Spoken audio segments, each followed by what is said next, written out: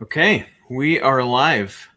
Welcome back. It is Wednesday at noon, 12:03 Eastern time, and we are glad that all of you have joined us for lunch with EFI. It's our weekly, for the most part, weekly. We're trying to do this every Wednesday. It's a good time. We're having a lot of fun with it. Is this episode 6? Yeah, well, at least 6. Yeah, maybe 7. At least 6. Okay. So Okay. 6 weeks. That's good. It's a good good run so far. So today we have Jay and Matt with us. Jason couldn't join, but we'll have a good time here talking about a few different subjects. We're going to start off with Jay. Jay, you have your images up and ready, so I'm going to let you take it away for the appetizer. Sure. So I wanted to talk about this this survey by the Manhattan Institute that they did of conservatives, and there are a lot of interesting things in it. Although, and this was the thing that struck me as most interesting and plausibly true, which is that there is a positive relationship between regular church attendance and favorable attitudes towards Jews. That is, practicing Christians tend to be more favorable towards Jews. And this is contrary to what some people might imagine, although I think to others this is very unsurprising. And it's easy to explain with a belief in everyone being made equally in the image of God would make people who engage in regular church attendance and who hold that belief more dearly would be less likely to have negative group opinions towards other groups of people. That kind of makes sense. And it's consistent with, I think, a lot of personal experiences as well. But it doesn't fully explain the kind of weird, angry young men online who are flirting with anti-Semitism. They're thought of as religious and anti-Semitic. And I think the reality is these people are actually very loosely religious. They're rhetorically religious, but probably not nearly as much in practice. I don't think they actually have internalized the ideals of the religion, even if they talk about it as something they care about. I thought that was interesting. Now, that all being said, there was also a finding in here, if I can pull it up. And where is it?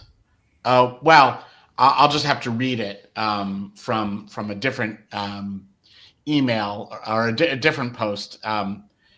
Another finding in the survey was that there was no relationship between favorable ratings of Tucker and Candace Owens and anti-Semitism, that they were unrelated to each other.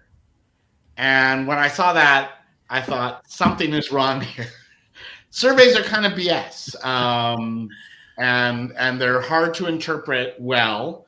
And they're often misleading, and they're highly, highly sensitive to definitions, question wording, and weird moments in the public. So while I'm kind of inclined to believe this relationship between church attendance and anti-Semitism, I'm also generally wary of this survey and all of the claimed results about what it means for the future of the Republican Party. Given weird findings like this, things are off. And so rather than following the cues of surveys, I think better policy analysts take almost every survey result with a big grain of salt and generally use surveys to kind of club other people over the head to get them to go along with things they are inclined to believe are true, but rarely actually make big strategic decisions based on the results of surveys, since those surveys are so unreliable. I don't know. Is that your impression of how you process surveys? Like when you read things in them you believe, you say, that survey sounds right and good. And when you see things in them that make no sense, you say, that survey is BS, and surveys are BS. So which is it? Are surveys things that we actually believe and should make decisions on? Or are surveys just kind of clubs we use to beat over the head of people to persuade them to do things? Yes. Aha. Yes. So this is funny. Gell-Mann amnesia effect, right? So my first statistics class that I took in college in undergrad, I was like, oh no. I've been lied to my entire adolescence. Well, but you don't want to have kind of research nihilism. You don't want to think everything's BS, everything's a lie, because then you fall into this kind of bottomless pit of not believing anything and not being able to persuade anyone of anything. I think we should believe in social science while treating it with great skepticism. We should act like everything we watch is a magic trick, and we're trying to figure out where they hide the ball. I think that, it doesn't mean they're trying to fool us or that it's intentionally deceptive, but everything could be a magic trick. That's where I've ended up, honestly. There are some things, and it's funny, Gell-Mann was really pointed toward newspaper articles, of course, when it was first coined, but I've just applied that to everything now. Anytime I read a survey or research, I go, I don't know. Maybe that's true.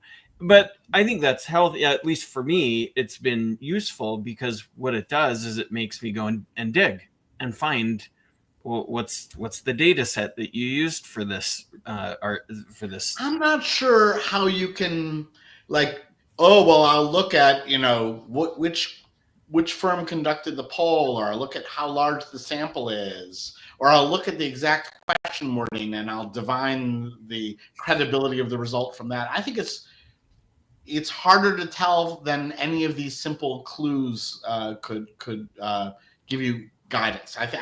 I totally agree when it comes to surveys, and I'm talking more on research and studies and things like that. But when it comes to, you're 100% right. I can't go and find every participant in the survey and interview them individually and say, did you really mean this when the question was worded this way? Let's take something close to home. Look at the school choice movement and how it based large strategic decisions around polling results for years, despite the world not rewarding them with victories. Okay, so they believed the survey more than the world. Okay. So the surveys told them that minority voters were the most supportive of school choice. So they said, well, let's build our school choice strategy around appealing to minority voters. They're the ones who want this and need this the most. If we build programs for them, tailor it to them, so target large cities, have income requirements, and so on.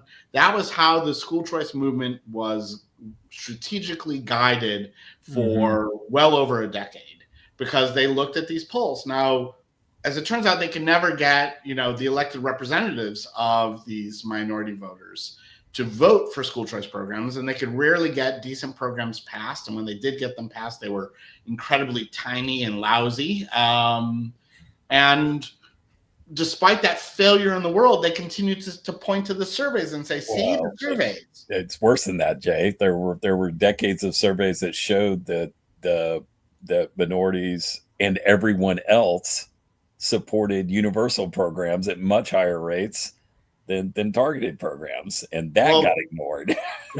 Even right. So you're not. Actually, one other kind of anecdote along these lines is I'm old enough to remember in 2004 when Bush won and carried Ohio. There were a large number of seemingly credible people who said that there must have been fraud. This was, election denial did not begin with Trump. It goes back a long ways, and by both parties, I should add. Yep. And it happened in 2004 where Dems said, there must have been cheating in Ohio. because Bush carried Ohio, but the polling showed him behind. Okay, so who are you going to believe, the count or the poll? Okay, and I don't know. I'm a concrete guy. I kind of like the world actually teaches me things more than social science does. And the same was true with grad rate. I don't know if you remember this too, but similarly, when I counted diplomas and divided by enrollment to estimate graduation rates, I was finding that minority graduation rates were barely above 50%. Okay, and a bunch of very respectable economists said, no, you're wrong. How did they know I was wrong? They pointed to surveys administered by the Bureau of Labor Statistics, where they asked people about whether they completed high school, and they showed that high school graduation rates were in the 80s or 90s, not in the 50s or 60s. And so, who are you going to believe? The count of diplomas or the results of a survey? I think we should just kind of be inclined to be taught more by results in the world. Like, did this work? Did I get it done? Did I win? Over what does the poll tell me? Because then I'm curious. How do people stick with the loser targeted program strategy for well over a decade, despite policy failure? They just said we have to try harder, right? We have to try harder, and they had baked it so far down into the system, so it wasn't just a statutory. We're going to pass this new program and it'll be great. But it was baked all the way down into the regulatory bodies, where they had created all of these rules up around it that followed the same, by the way, the same attitudes and preferences about what the program should be. The program should serve underserved populations. It should, be socioeconomically diverse and reach into our poorest neighborhoods. And that's really what it should be targeted toward. The regulations, the rules by regulatory bodies across the country did the same thing. They pushed that same direction. So I think it was all of that. Yes. Look, I mean, we're seeing this now with kind of the future of the conservative movement talk. Like, I don't know. Which is, I think, what this survey is trying to help guide, is to use the survey to say, well, these are decisions that you should make for the future of the conservative movement. And I'd say trust electoral results. They give you information, but also use your common sense. Like, your common sense is not so terrible. And so all this belief that there's this crowd of angry young men who are loud on social media and they're the future of the conservative movement, we better get on board, or we're going to be out of step, old man. They sound like hippies, frankly. This all sounds like hippies. Like, get with it, man. Don't trust anyone over 30. But coming from the right, they're so weird.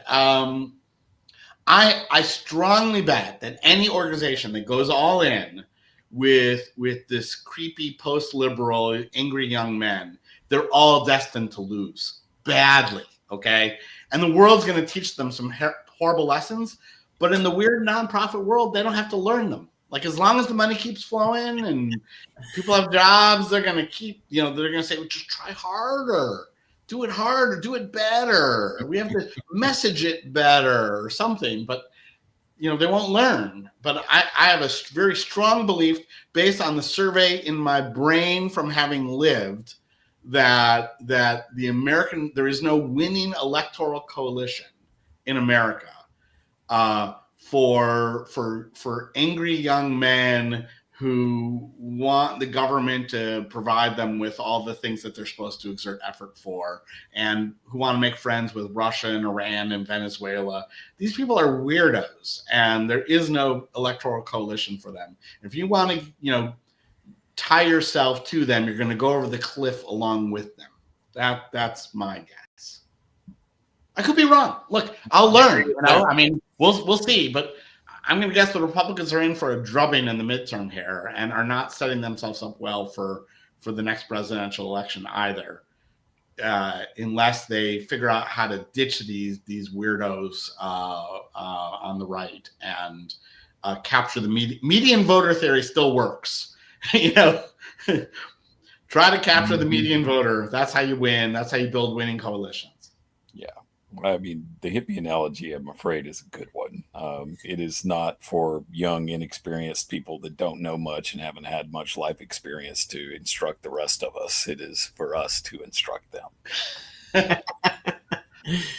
You're so old, man. I earned every one of these gray hairs. It's a new age. It's the age of Aquarius, man. Yeah, peace. You got to get your tie. Can you get your tie-dye hippie image up? My bell bottoms. That's great. Yeah. Okay. Well, I think that's interesting that there's a graph in there, a table that I was not a graph, but a table that I hoped we could go over. Well, I'll bug you about that later from that. Oh, it's not this one. From that survey. Yeah. So anyway, that I think it's an interesting survey anyway. I'm with you. I agree with. We just can't quit you. What's that? I think it's interesting from the perspective that, like, I look at that table and I think it's, I mean, silly is the word that comes to mind, but I think it's interesting from that perspective that it's strange. I'm agreeing with what you're saying, but I think it's worth reading because I guess maybe for no other reason, if for no other reason, just for entertainment value. But well, I don't know. It's a little bit like accountability test results for your kid. If it tells you things that you already know, you're like, yeah, I knew that. You're like, okay, my kid is stronger at math and reading. I knew that. If it tells you something you didn't expect, then you say, yeah, it's wrong.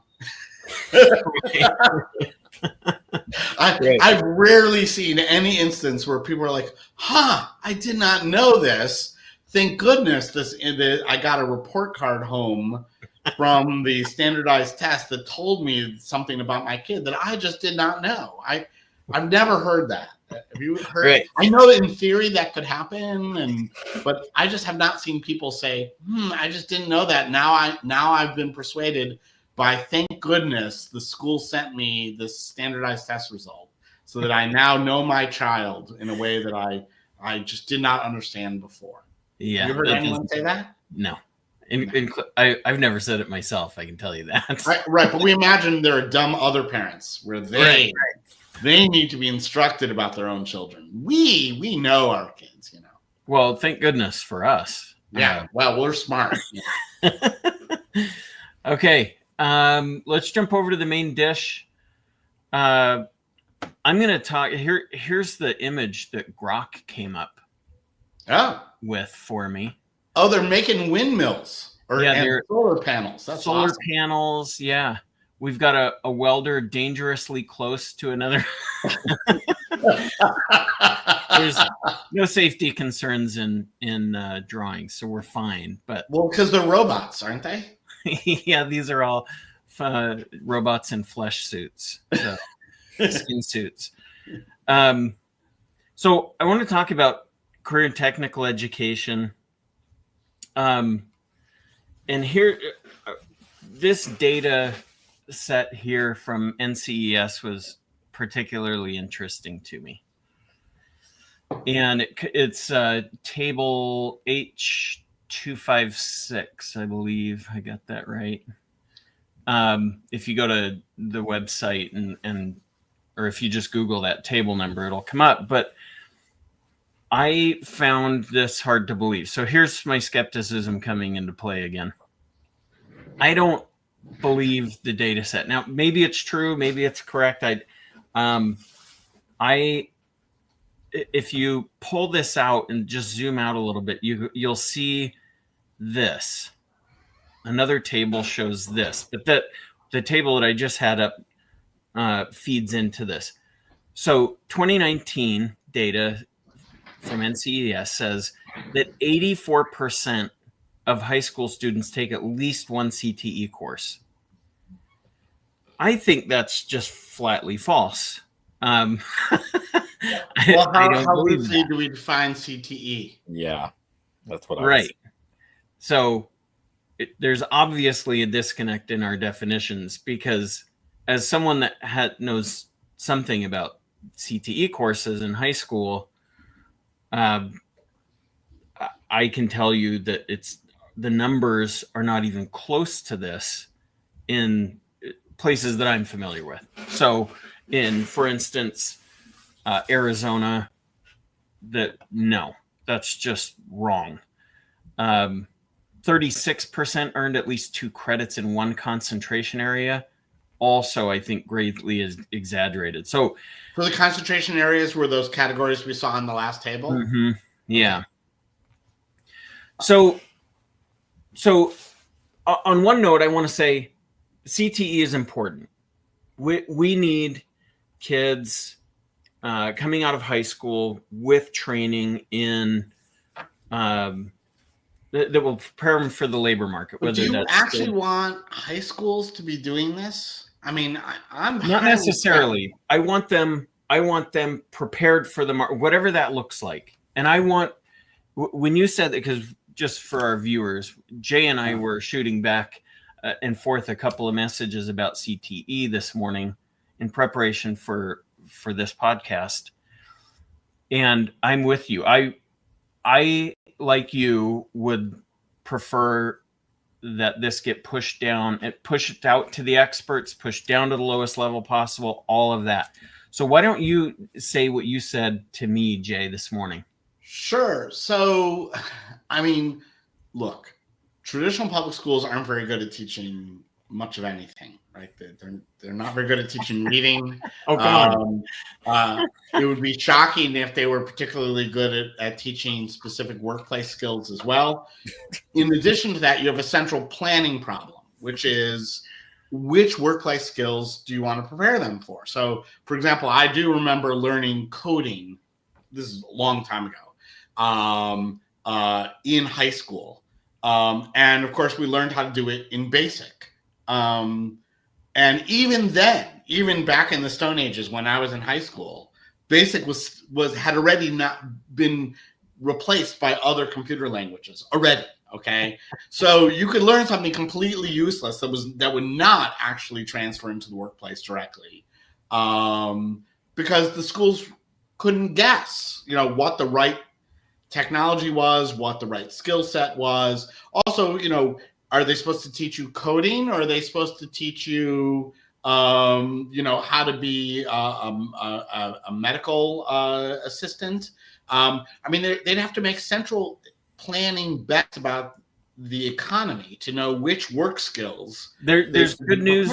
There's good news here, though, Jay. The list of highest needs, the most needed skills, that are eligible for CTE funding, at least here in Arizona, are based on a survey. I'm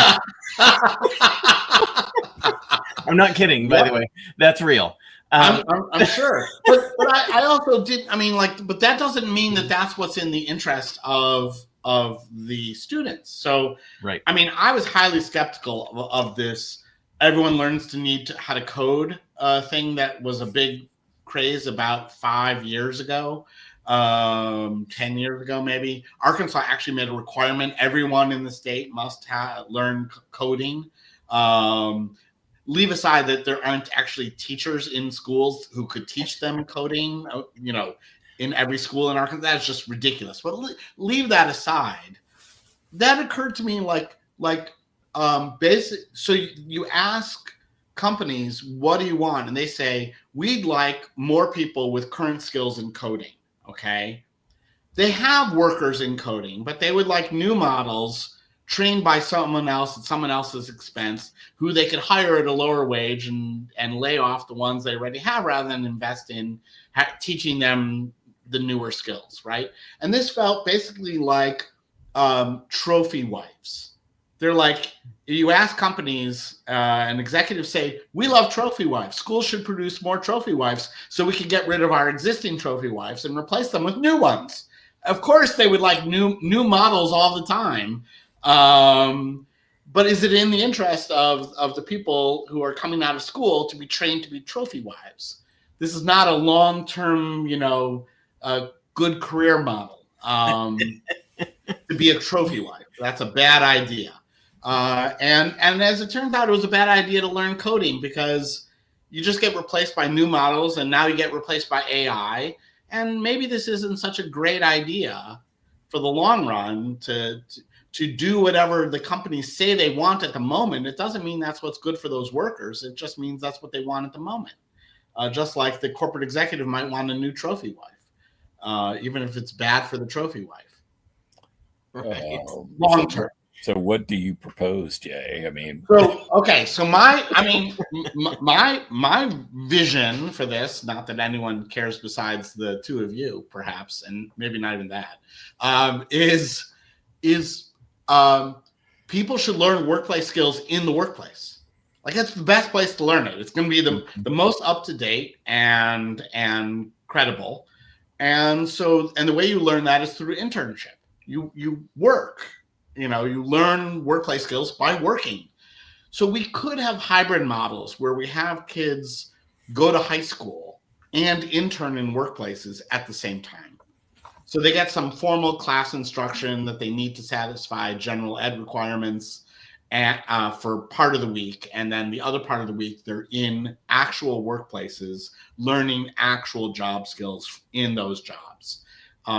And this is also a good date to marry model for those students. So the employers get to see the interns and have some experience with them, and then see if they might want to employ them straight out of high school and keep them. And that cuts out, kind of a useless BA degree for a lot of people.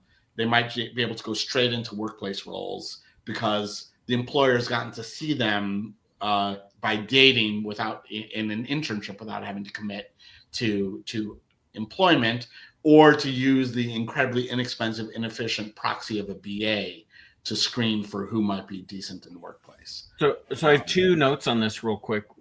One, there's a charter school about 5 miles from me to the south that's located 1 mile south of an airport. And this charter school is CTE focused. So they're grades 7 through 12, and starting in 9th grade, because that's what state law allows, you can begin to accrue CTE credits, right, toward some certification. One of the programs that they have is centered around aviation. And so there's a cohort of kids that have enrolled in that program. And at the airport are several hangars, manufacturers of airplanes, all the hangars you would expect to see, different airlines and that kind of thing. Gulfstream, a manufacturer of airplanes, has a hangar there. I think they have a couple. And they partnered with that charter school to bring in 10 students that they came in and hand selected based on their criteria. And those 10 students came in and they got to work paid for a year and earn credit.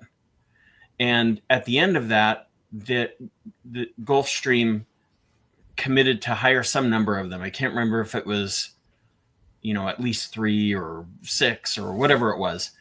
But that's cool. If you had plumbing companies coming in and doing that, and welding companies I don't care who it is. Places with shortages of labor, why don't they take on, at low or no cost, in high school interns? Exactly. I know this sounds like, child labor or something, but I mean, I bet if we offered 14-year-olds the option of full-time classroom instruction, or 1 day a week of formal classroom instruction and 4 days in a workplace, they would take that deal in a second at a high rate. So the problem is the extent to which school is prison for a lot of kids, right? It's just the place we send them so they're not in the workplace, so that they are not on the streets making trouble. But we're not actually preparing them for adult lives. We're just delaying their adulthood. And maybe we don't have to have these artificial delays and can have them learning adulthood by being around adults. And frankly, this gets around the James Coleman adolescent society problem, which is rather than being concentrated with a group of same age peers where they learn adolescent norms, which are bad, you surround them with a group of adults who teach them adult norms, like, work hard, get married, things like that. That might be a lot healthier for young people than the adolescent society of school. So in a way, I'm increasingly anti-school. Like, let's get more kids out of school at younger ages and more into work, because the workplace is an educational environment too.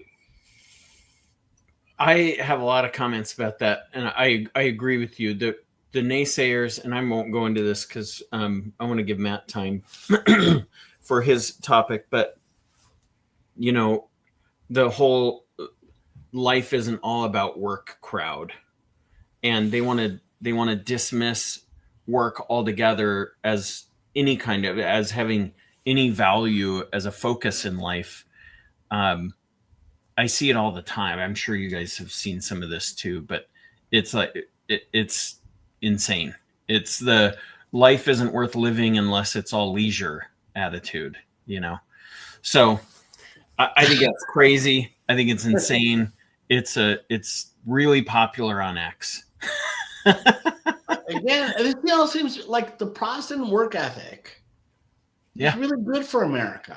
Really good. Yeah. Like, in general, these Protestant norms, these bourgeois values that are easily mocked and dismissed by very online people, those are really good values. They work for people. They help them be decent, more productive, pro-social human beings. And I as a Jew, I'm very enamored with these Protestant values. It turns out in a lot of ways, they're also Jewish values, as far as I can tell. Yeah, actually, as it turns out, every religion can actually identify with them if they want to. They just happen to get, promoted and formalized best in under Protestantism. But there's no reason why any religion or no religion a community can't glom onto these values. They're really bourgeois values, and they're good. Bourgeois values are good. They are good. Okay. Well, let's jump over to dessert with Matt. Dessert. All right. Well, this is I'm starting. Who's that? This is Michelle Rhee, and this is this picture has come to symbolize sort of the hubris of the ed reform movement some 10 to 15 years ago, right? This is when Michelle Rhee was the chancellor of the DC public schools, and she was photographed with the broom, right? Andy Rotherham calls it broom pick, and you can almost feel him cringe every time he writes the words. Wait, who does this broom pick? Andy Rotherham calls it broom pick, right? And you can kind of feel him cringing when you read it. So there was actually this idea that, and I guess the big topic here is DC, the DC public schools. And there is what I will hope to make the case here real quickly, sort of a mythology that DC public schools have gotten better, and that, does this include charters in this? I'll get to that. Okay. Okay. So the DC public school system themselves put out charts like this one, and it shows, hey, look, our NAEP scores are getting better, right? And in the press, you see a lot of like kind of cheerleading for the idea that DCPS is getting better. But if you go to the next slide, Matt, one of the things that I've kind of always been somewhat skeptical of this story about is that there is an enormous amount of gentrification that has gone on in DC over the last 20, 30 years. One indicator of that is that the composition of the district, which is either white or Asian, has more than tripled since the year 2000. And if you go to the next slide, this is from the 8th grade NAEP math. And I think this is really telling. It's the numbers I'm showing you down there on the bottom are from 2003. And at the top, the most recent 8th grade math NAEP from 2024. In 2003, you couldn't even get a NAEP score for white students in DC because there weren't enough of them to qualify for the minimum sampling status. Okay. Go forward to 2024, and not only are they there, boy, their scores are astronomical. Okay. For those of you squinting on your iPhones at home, that says 329 is the average 8th grade math score for white students in DC, which is phenomenal. That's almost 4 grade levels worth of average progress above the national average for white students. Okay. So these are super high achieving white students. Super high achieving, yes. Like way higher than Massachusetts white students, 4 grade levels above the average white students nationwide. Turns out that if your parents have law degrees and are getting 6-figure salaries working for the federal government, that's really good for your 8th grade math scores. Okay. You mean it's not the school? Is that what you're saying? We could have reasons to be, somewhat skeptical about that, right? Maybe some of the school gets some of the credit for that, but boy, so why are they in DC now when they weren't 20 years ago? That's a good question, and I don't know the answer to it. Matt, if you go to the next slide. Okay, so in this slide, I've basically parsed out the DC charter scores in red from the DC district scores in blue, okay? And I'm only looking at, this is, again, 8th grade math, basic or better on 8th grade math for economically disadvantaged students. So I'm trying to take gentrification and move it to one side here. Mm-hmm. And because 40 some odd percent of DC students actually go to charter schools, okay, they make up a very large chunk of the total population, okay. Basically, when you look at it this way, 05 is as far back as this data goes for economically disadvantaged students. Back in 2005, 25% of students scored basic or better on 8th grade math. And in 2024, that's 20%. Okay. There was a little bit of improvement there in the middle, but as you can see, it's all gone away. Okay. The biggest difference between 05 and 2024 is that they're spending even more money in 2024. Okay. And also, as you can see in the red bars, are but just think how much worse it would be had they not spent that money. No, right? Please. Like, they have negative values. That's my regression coefficient says the test scores would be negative. They'd be more dumber without that. Strangely enough, they got better results when they were still overspending in 05, but not nearly as much as they are today. Moreover, the district schools are getting about $7,500 more per pupil than the charter school students are. Which are the orange ones. Yeah.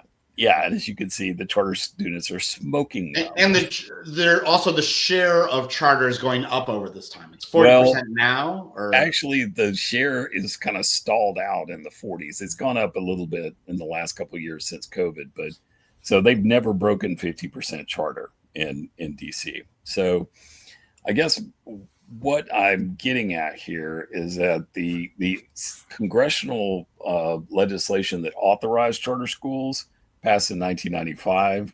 There was an attempt to sue for equalized funding, which ultimately failed in 2019. The charter sector is basically stuck in the 40 percentile, despite the fact that it obviously has a much stronger ROI than the district schools. And Congress authorized a voucher program in 2003. And a lot of friends of mine worked on that, people that I really like and admire. But that program has basically gone nowhere. Okay. I mean, people have to work hard just to keep it alive at all. And it does help a small number of kids every year, but it is not dynamic. It is not, I mean, it was never designed to place competitive pressure on the district. So that's why their per pupil spending goes up, is that their revenue doesn't go down, but they lost kids. Well, their revenue actually went up. Yeah, they actually remember the 3 stools. Right, but they don't actually, the money doesn't follow the kid in DC. They get an appropriation, right? It's a very complicated system, but yeah, it shortchanges charter students, and the voucher program is actually giving more money to the districts, not less. So basically what my conclusion from all of this is that Congress, when they took action in 95 and in 2003, that was great. But since then, they've kind of been an absentee landlord. Okay. They should not fall for any claims that the district has gotten better. It's actually gotten worse. Okay. And it is spending a tremendous amount of money to get bad results. And the one thing, however, that it does do a phenomenal job of is educating already super advantaged kids. Okay. Mm-hmm. That part they're really good at. Everybody else, it's just as bad or worse than it used to be. The gaps here are interesting, Matt. Off the high water mark in 2013 for charters at 50 cents, it's a 19-point gap, right? 19 percentage point gap. And then oh, no, that's okay. I'll put it back. And then today the number is the same, or 24. Yeah. Obviously that fluctuates, and the arc isn't great. It'd be nice if it wasn't on a downward trend right now. The COVID stuff is hit DC like everywhere else. So right. Yeah, it was pretty. I think they closed for 2 years in DC. So I think that you do see this pretty strong negative effect from both district and charters. That's a pretty common urban phenomenon, unfortunately. So how much, Matt, would you extrapolate from this analysis to the new brooms? It's not as if like we don't have broom picks anymore. We're still into this thing. We've just moved to new heroes, right? So we now have Houston as our new DC, or Mississippi. We get really like Mississippi's our new Finland. How much of this is just kind of, we're going to keep falling for this, high test score, story without that it turns out to be not actually caused by what we think it's caused by? I actually, like about a month and a half ago, talked to someone who was a Mississippi Miracle skeptic. And this person encouraged me to take a very close look at Mississippi's NAEP scores. And while their 4th grade reading improvement is actually very impressive, there has been 0, and I mean no, improvement at the 8th grade reading level. Why would that be? I talked to Robert Pondisio about this. He thinks that basically that our literacy improvement strategies have, some positive impact on basic literacy skills like decoding and things like that. But then to advance from there, you actually need sort of this, this sort of content-rich narrative, which I buy into. Mm-hmm. You actually have to read stuff, right? No stuff. And then not, how to assemble our IKEA couch or whatever nonsense. Right. So you can't get rid of history and science and art because that involves knowing stuff, and that's the stuff you read about, right? I've actually been kind of digging around the NAEP scores to look at this. There's not much success in moving 8th grade reading scores ever for any state. I mean, there's some here and there, right? But it's just kind of something that doesn't really happen, right? So all of the Mississippi Miracle is all built around the 4th grade? It is, yeah. And reading and math, or just reading? Well, okay, so Pondisio and I discussed this as well. You also see much bigger effects on 4th grade. 4th grade math scores in Mississippi have gone up way more than 8th grade math scores. And these two things have some Venn diagram overlap.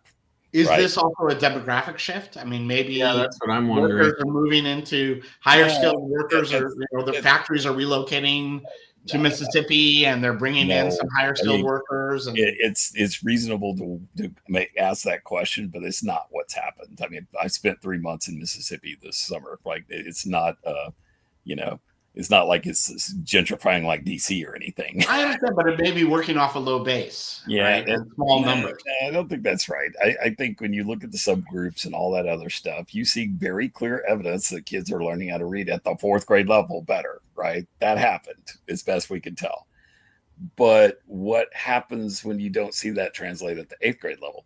This also happened in Florida under Jeb Bush. The 4th grade reading scores went up a lot. The 8th grade scores went up some, but not as much, right? Just try harder. Try harder. I think going back to your basic question though is like, do we have it all figured out? Should we all just like slavishly follow Mississippi? I'm going to go no. How about Finland? Should we follow Finland? I'm deeply skeptical of Finland. I never understood why Diane Ravitch turned that into some kind of bizarre. Well, it was a lot of free trips. Yeah. It's beautiful in the summer, from what I understand. Yeah, I mean, but look, I mean, the whole, like, if you want to think of the broom pick as like the moment of peak hubris and technocratic management, it's not working out well. And when it does seem to work out, it's not sustained, right? Ultimately, ed reform is a political project, and you have to have supportive constituencies behind the policy. Have you seen the GDP growth rates in the Soviet Union between 1940 and 1960? Yeah, well, now you're talking about the general metrics. Yeah, no. They held up guns to workers' heads and they said, "Make more steel." You know, magically more steel got made. Or did it? Have you guys ever heard about the Soviet war on whales? No. So this is a true story. There were, in a horrible story, there were international treaties regulating whaling that the Soviet Union signed. But unfortunately, someone in the Ministry of Fishing, or whatever they called it there in the Soviet Union, decided to reward fishermen based on the weight of their catches. And they would literally catch whales, weigh them, and then throw the carcasses into the harbor.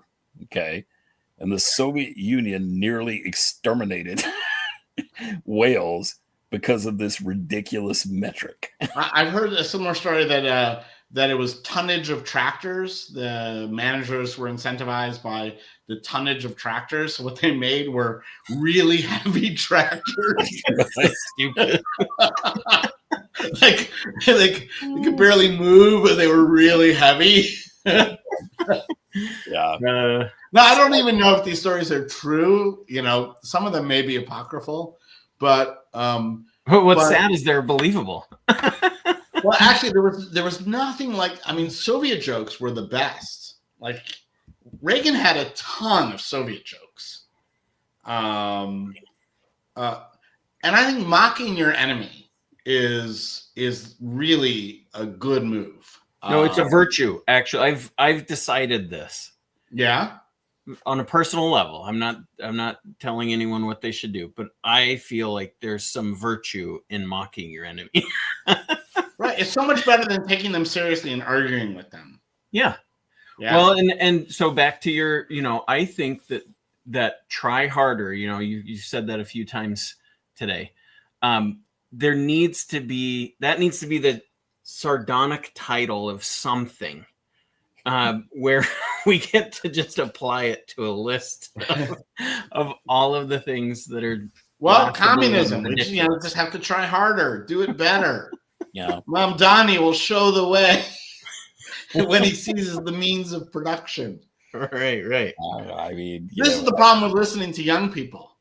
They just haven't lived, and so they're stupid as a result. I've had the occasion to debate twice since we published the study on accountability, and I can't be sure I can reliably convey the positions of my 3 different opponents in 2 different debates. But wait, you debated Trilly, and who were the others?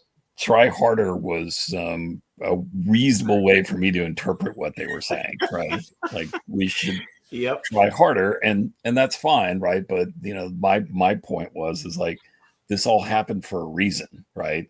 The political interests in favor of trophies for everyone are far better organized and far more powerful than do-gooder, I mean, wisdom is learning from experience, and conservatives have traditionally held wisdom in high esteem and have trusted the knowledge gained from experience more than abstract knowledge gained from social science, right? And progressives have had a little bit more of an affinity towards the abstract knowledge of formalized social science, and conservatives more from the concrete knowledge gained through experience called wisdom. Right. And what's striking to me is how conservatives are abandoning wisdom too.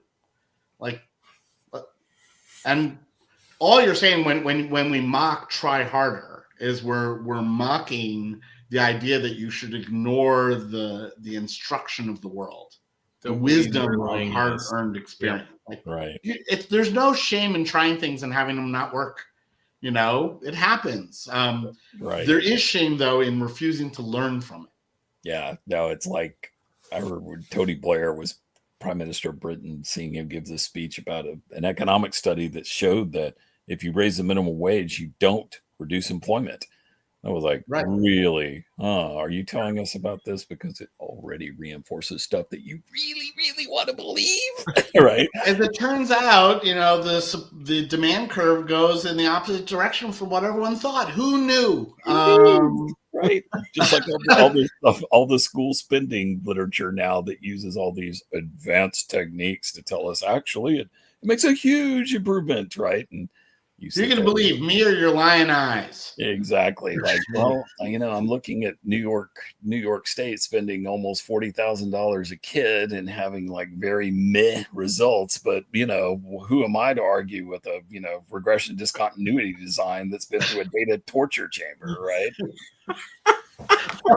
Again, just think how much worse it would have been had you not done it. You're just not thinking abstractly enough. I know. I'm so limited. It's such a terrible burden. As if you could even know that, man. If you could only drop acid, man, you would expand your consciousness.